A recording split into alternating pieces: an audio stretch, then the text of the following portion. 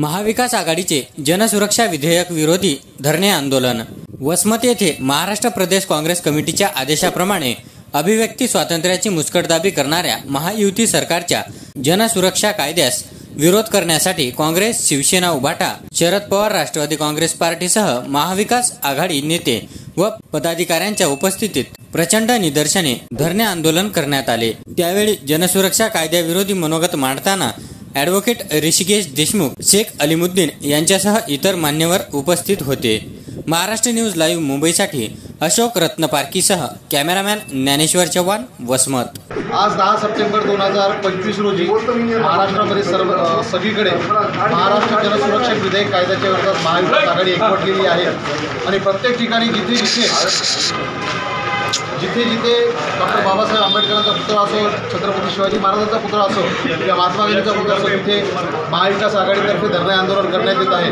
आणि हे आंदोलन फक्त वसमतमध्येच नाही तर हिंगोली जिल्हा सर्व महाराष्ट्रातील सर्व जिल्ह्यांमध्ये होत आहे। हा कायदा रद्द झालाच पाहिजे, कारण की सामाजिक चळवळीचे लोक जेव्हा एखादी गोष्ट सरकार ऐकत नसतं त्यावेळेस रस्त्यावर उतरून त्यांची भावना व्यक्त करत असतात आणि महाराष्ट्रामध्ये स्वतःला प्रत्येकाला एक अधिकार दिलेला आहे। तो अधिकार रद्द करून त्यामध्ये महाराष्ट्र जनसुरक्षा विधेयकाच्या मार्फत हे सगळे आंदोलनं, ही सगळ्या गोष्टी हे सरकार चिरडण्याचा प्रयत्न करत आहे। म्हणजे भविष्यामध्ये सरकारच्या विरोधात कोणत्याच विरोधी पक्षानं, कोणत्याच विरोधी सामाजिक संस्थेनं हे आंदोलन केलं नाही पाहिजे आणि कोणतीच व्यक्ती सरकारच्या विरोधात रस्त्यावर नाही आली पाहिजे। म्हणजे ते काय चुकीचं करत आहेत हे लोकांपर्यंत पोहोचलंच नाही पाहिजे, यासाठी हा विधेयक पारित करण्यात येत आहे।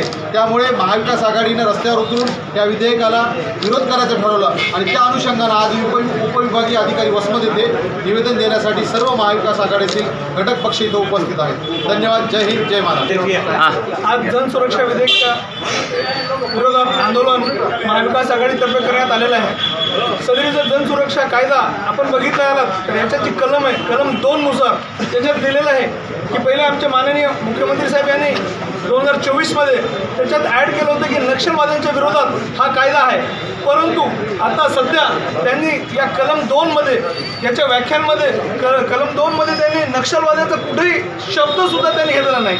त्याचे फक्त सामाजिक साधारण माणूस किंवा कोणतीही संघटना, म्हणजे हा विधेयक जो आलेला आहे, हा विधेयक जो येणार आहे, हा पूर्ण भारताच्या 140 कोटी लोकांच्या विरोधात हा कायदा आलेला आहे। कोणत्याही माणसाला मीडियाद्वारे किंवा बोर्डद्वारे लिहिणे किंवा बोलणे या आधारे जर कोणी सरकारच्या विरोधात बोलणार तर त्यांना NI act, national investigation agency, त्यानुसार त्यांच्यावर कायदे गुन्हे दाखल होणार आहे। म्हणजे NI ॲक्ट म्हणजे हा असतो, ह्या नक्षलवाद्यांच्या विरोधात असतो, आतंकवाद्यांच्या विरोधात असतो। तो जर का असे कायदे या सामान्य व्यक्तींच्या विरोधात ही सरकार आणत आहे, त्या कारणाने आम्ही सर्वजण इथं महाविकास आघाडीनुसार आम्ही सर्वांनी इथं आज धरणे आंदोलन केलेले आहे आणि या कायद्याच्या विरोधात आम्ही पूर्ण महाराष्ट्र, पूर्ण देशभरात हा कायदा रद्द करण्यासाठी याच्यापेक्षाही मोठे आंदोलन करणार आहे आणि ते सुरूच ठेवणार आहे जोपर्यंत हा कायदा रद्द होत नाही। धन्यवाद। महाराष्ट्र सरकारने जो जनसुरक्षा विधेयक कायदा हा मंजूर करण्यासाठी ज्या हालचाली सुरू केलेल्या आहेत, खऱ्या अर्थानं हा कायदा या देशातील, या राज्यातील लोकांच्या अभिव्यक्ती स्वातंत्र्यावर गदा आणणारा कायदा आहे। या कायद्याच्या माध्यमातून सरकार विरोधी जे काही लोक, कोणी पत्रकार लिखाण करत असेल, कोणती संघटना आंदोलन करत असते, कामगार आंदोलन करत असतील, या सर्वांना नक्षलवादी ठरवण्याचा अधिकार या कायद्याच्या माध्यमातून त्यांना प्राप्त होणार आहे। आज आपण पाहिलं UAPA, राष्ट्रीय जनसुरक्षा कायदा, मकोका असे कायदे असताना नवीन कायदा आणण्याची सरकारला काय गरज, हा प्रश्न सर्वसामान्य लोकांपर्यंत समोर पडलेला आहे। या कायद्याच्या माध्यमातून जर एखाद्या व्यक्तीची झडती घ्यायची असेल, त्याच्या घराची झडती घ्यायची असेल, त्याच्या प्रॉपर्टीची झडती घ्यायची असेल तर या सगळ्या गोष्टी या कायद्याच्या माध्यमातून केल्या जाऊ शकतात आणि कुणालाही नक्षलवादी ठरवून त्यातला अजामीनपात्र, अदखलपात्र गुन्हा हा त्याला बेलसुद्धा भेटणार नाही, अशा पद्धतीचा हा जाचक कायदा या सरकारनं आणलेला आहे।